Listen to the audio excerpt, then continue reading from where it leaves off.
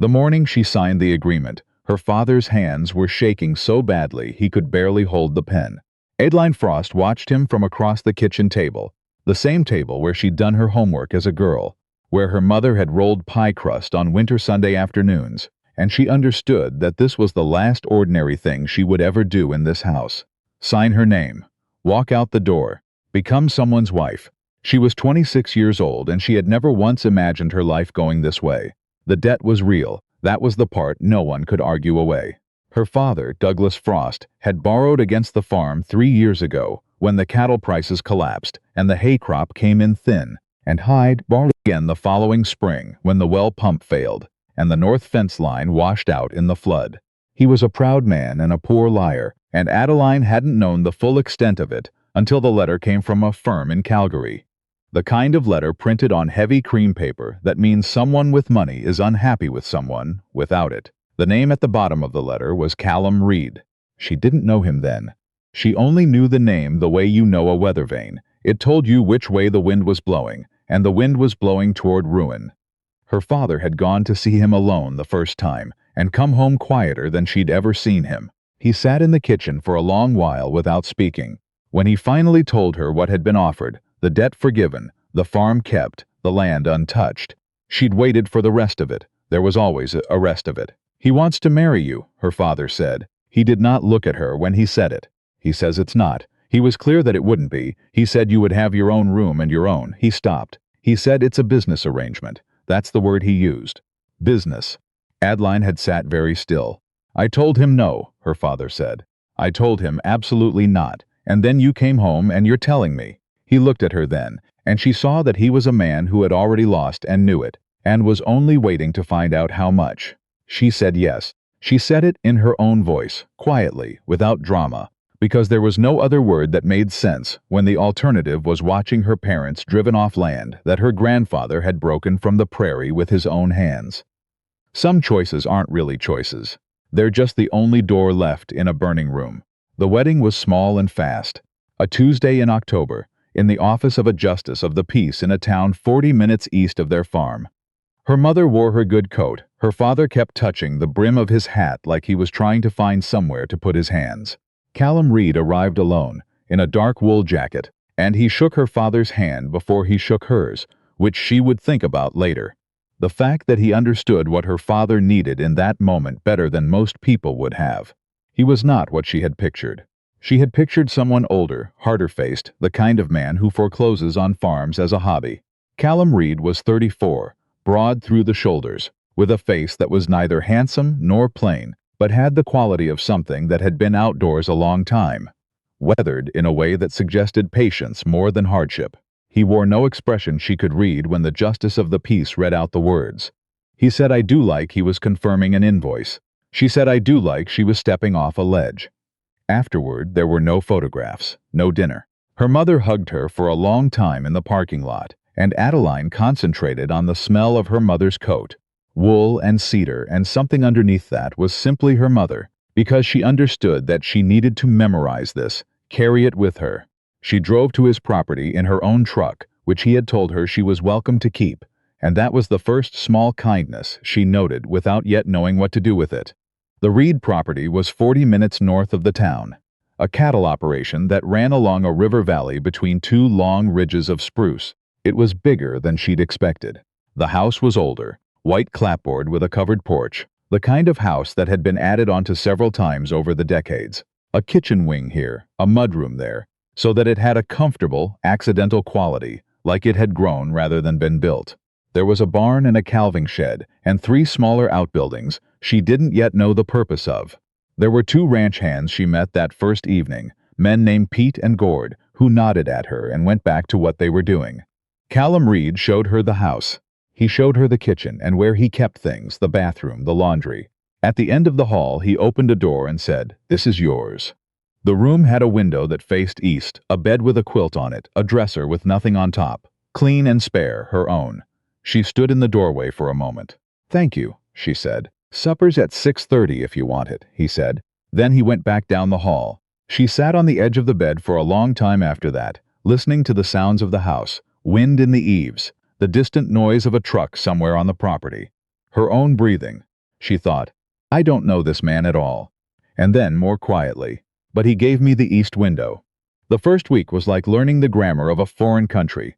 Everything had rules she didn't know yet, and she made mistakes she couldn't name. She wasn't sure whether to cook or to stay out of the kitchen. She wasn't sure when to come and go. The house had a rhythm that had been established long before her, and she moved through it carefully, trying not to disrupt anything, which was its own kind of exhaustion. Callum Reed was not cruel. That much she established quickly, and she held it in her mind like a small but important fact. He was not cruel. He didn't raise his voice, he didn't demand things. He said good morning when he came in for breakfast, and he said good night when he went to bed, and in between those two moments he worked. He worked the way some men pray, with total attention, with his whole body, like the cattle and the land were the only things that existed. She watched him from the kitchen window sometimes, not because she was watching him specifically, but because she was trying to understand where she had landed. At the end of the first week, he came in from the pasture at noon and found her reorganizing the pantry, which she had done because the cans were stacked in a way that made no sense, and she needed something to do with her hands. He stood in the doorway for a moment. "You don't have to do that," he said. "I know," she said. "I wanted to." He looked at the shelves for a moment, then nodded. "The soup goes on the second shelf because the third one has a soft spot." Pete nearly took it out with a case of beans last spring. It was the most he had said to her in 7 days. She filed it away. She began to learn the shape of his consideration. It was quiet and entirely without performance. He left the porch light on when she went to town, even when she hadn't told him when she'd be back. He moved the firewood stand inside before the first hard frost without being asked. When she mentioned once, in passing, that she used to keep a small vegetable garden at home, he left a packet of seed catalogs on the kitchen table the next morning without saying a word about them. She didn't fall in love with him over those things. She wasn't that simple, and her situation wasn't that simple. But she began, slowly and with considerable resistance, to stop being afraid. What she had feared, not him specifically, but the general shape of what she'd imagined, was a kind of ownership. A man who had bought something and intended to use it. What she found instead was a man who seemed genuinely baffled by the idea that she might feel that way, and whose response to her careful self-containment was simply to give her more space. "If I'm going to be useful here," she thought one morning, watching the sun come over the east ridge, "I'm going to be actually useful, not decorative, not grateful, useful." She told him at breakfast. "I want to help with the operation," she said. "Not just the house, the actual work." He looked at her over his coffee. "Do you know cattle? I grew up on a farm. Beef or dairy?" "Beef," he nodded slowly. "You can ride?" "Yes." "All right," he said. And that was it. No lengthy discussion. No patronizing questions about whether she was sure. Just all right, like it was the most reasonable thing she had said yet. She would think later that this was the moment the arrangement began to change into something else, though she couldn't have named what that something else was at the time. The trouble came in the form of a man named Gordon Vance. She had heard the name before she understood what it meant. Pete mentioned it once, carefully, and then changed the subject. Gord, the other hand, went quiet when it came up in conversation. She pieced it together over several weeks. Gordon Vance owned the property east of the Reed land, a parcel that had once been part of the original Reed homestead, sold off in hard times 2 generations back. He had been trying to buy the river pasture from Callum for 3 years. Callum had said no 3 times. Gordon Vance had apparently not accepted no as a final answer. He arrived one afternoon when Callum was out checking the south fence line. Adeline was in the yard when his truck came down the drive. A newer truck, too clean for a working ranch, which told her something. And he got out with the easy manner of a man who had decided in advance that this conversation would go the way he wanted. He introduced himself. He smiled at her. He said he was a neighbor, and that he hoped they'd be getting along well. "We don't know each other," she said pleasantly. "No," he agreed, still smiling. "But I knew your husband's father, and I know your father's situation, which I imagine is why you're here." He paused. That came out blunt. "I apologize." He did not look like he was apologizing. He said he'd heard Callum was looking to restructure the operation. She said she hadn't heard that. He said maybe Callum hadn't mentioned it to her yet. She said maybe not. He said he'd be happy to make it easy for everyone involved. If she wanted to have a conversation, she thought, he is trying to use me as a side door. "I'll let my husband know you stopped by," she said. "He can call you when he's back." Gordon Vance looked at her for a moment with an expression that was still friendly but had something behind it. A recalculation, like he was adjusting a number. Then he thanked her and drove back out the way he'd come. She told Callum that evening, all of it, exact words where she could remember them. He listened without interrupting. When she was done, he said, "You handled that well." "What does he want with the river pasture?" she asked, a pause. "Water rights. The river cuts across both properties, but the best draw point is on my side.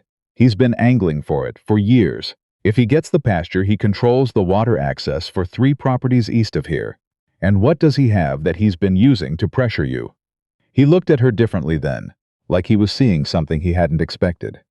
"There's a disputed boundary claim," he said carefully, "from a survey done in 1987 that contradicts the original title. It's been in front of a land board for 2 years. My solicitor says we're in a good position, but these things take time, and while they're unresolved..." He stopped. "While they're unresolved, he has leverage." "What kind of leverage?" "The kind that makes lenders nervous." Another pause. "The kind that was part of why your father's debt situation became what it became." She sat with that for a moment. "He's the reason," she said quietly. "It wasn't a question." "He made it worse," Callum said. "I can't prove all of it, but yes."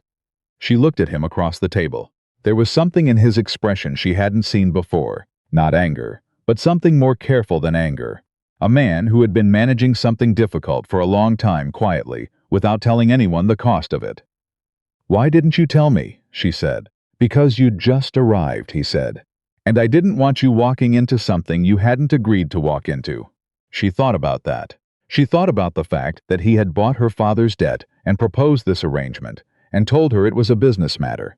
And she had assumed, had been certain, that there was calculation in it, that she was a piece being moved on a board. She thought about the seed catalogs. "I've walked into it now," she said. He held her gaze for a moment. "I know, so tell me the rest of it." He did.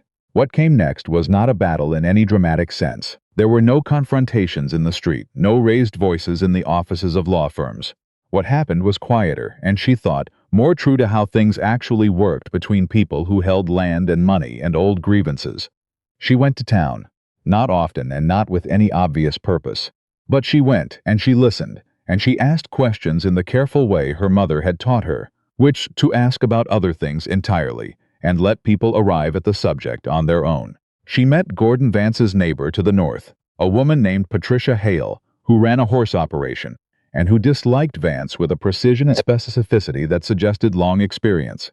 She met the woman who had been the land board's administrative clerk for 22 years, who was retiring in the spring, and who was therefore, as retired people often are, entirely willing to explain things she might previously have kept close.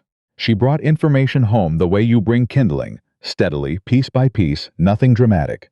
Callum watched this. He didn't comment on it directly, but she noticed that he began leaving the file folders on the kitchen table in the evenings rather than in his office. It was, she understood, an invitation. She took it. They began talking in the evenings, which had not happened before. Not just about the land board matter, but about other things too. The cattle, the calving schedule, a section of roof on the barn that needed work before spring. Small operational things that added up, over weeks, to a shared understanding of a shared life. She did not tell herself she was falling in love. She was too careful for that, and too honest with herself about the strangeness of her situation. But she noticed things. She noticed that he listened to her when she spoke in a way that suggested he was actually hearing what she said, which was rarer than it should have been. She noticed that when she was frustrated, with the slow pace of the land board, with the particular way bureaucratic processes seemed designed to outlast the people most affected by them, he didn't try to fix it or minimize it. He just waited until she was done, and then said something sensible. She noticed the night she came in late from her parents' place. Her mother had had a health scare, a fall that turned out to be minor but had frightened everyone. And he had left supper in the oven for her, and a note on the counter that said, "Hope your mother is well. Don't worry about the horses tonight. I did the late check." 4 sentences, no signature, as if the meaning of them was obvious. She stood in the kitchen and read the note twice. Then she put it in the pocket of her jacket. The land board hearing was in February, in a government building in a mid-sized town to the east that smelled of floor wax and institutional coffee. Callum's solicitor was a woman named Bria Colton, who was meticulous and measured, and who had clearly done this particular type of hearing many times. Adeline had read all the files. She sat beside Callum in a row of chairs that were slightly too small for the purpose, and she listened to Gordon Vance's representative make his case, and she made notes on a legal pad. Gordon Vance's argument rested almost entirely on the 1987 survey. His representative presented it as definitive. He referred to the original title records as ambiguous.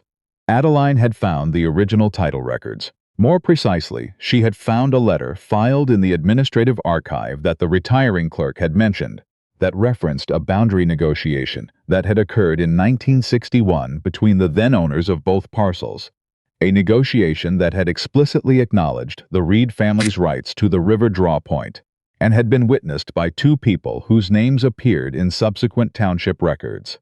The letter had never been formally introduced into the land board proceedings because no one had gone looking for it. She handed Bria Colton a copy of the letter during the morning break. Bria read it. She looked at Adeline over the top of the page. "Where did you get this?" "The public archive," Adeline said. "It's been there the whole time." The afternoon session went differently than the morning. She didn't look at Gordon Vance during the proceedings. She looked at the board members, and she looked at Callum, and she took notes, and she was very still in the way that her father had taught her. "Keep still," he used to say, "when you've already done the thing that matters. Don't fuss over it." When they came outside, afterward the light was going and there was fresh snow coming in from the northwest. Callum stopped on the steps. She stopped beside him. Neither of them spoke for a moment. He said, "The letter, yes. You found that yourself." "Yes." He turned and looked at her. Not with the expression she might have expected, not gratitude exactly, or relief, but with something quieter than that. The expression of a man who had just understood something he should perhaps have understood sooner. "I didn't marry you to solve my problems," he said. "I want you to know that." "I know," she said. "I married you because—" He stopped, tried again, "because I thought we might make sense together." I didn't know how to say that at the time without it sounding. I couldn't say it without it sounding like I was buying something. The snow had started, small and dry and Canadian, the kind that squeaks underfoot and settles for the long winter. "You gave me the east window," she said. He looked at her, like he wasn't sure whether she was serious. "The room," she said. "The east window. You could have put me in the room at the back." A long moment. "I knew you'd grown up on a farm," he said finally. "The east window, you'd want to see the morning light." She looked at him. At this man she had feared and doubted and watched from across kitchen tables and mudroom doorways. This man who left notes and seed catalogs and kept the porch light on, who had been managing a quiet crisis for years with nobody to help him manage it, and who had nonetheless, in the middle of all of that, thought about which way her window faced. "That was a kind thing," she said. "It was a small thing. Those are the same thing," she said, "most of the time." The truck was in the lot behind the building, and they walked to it together through the new snow. She thought about her parents, and the farm, and the kitchen table where she had signed her name in October. She thought about the fact that her life had gone somewhere she had not chosen and was not. She realized this somewhat against her will, unhappy. On the drive home he turned the heat up without being asked. The road north was empty, and the spruce trees along the ridge were weighted with snow, and she watched them from the passenger window. After a while he said, "In the spring if you want, for the garden. There's a strip along the south side of the house that gets full sun." She didn't say anything for a moment. "What does it have now?" she asked. "Nothing," he said. "It's been nothing for a while." She turned back to the window. "Not anymore," she said. They drove the rest of the way home in silence, and it was the easiest silence she had known in a very long time.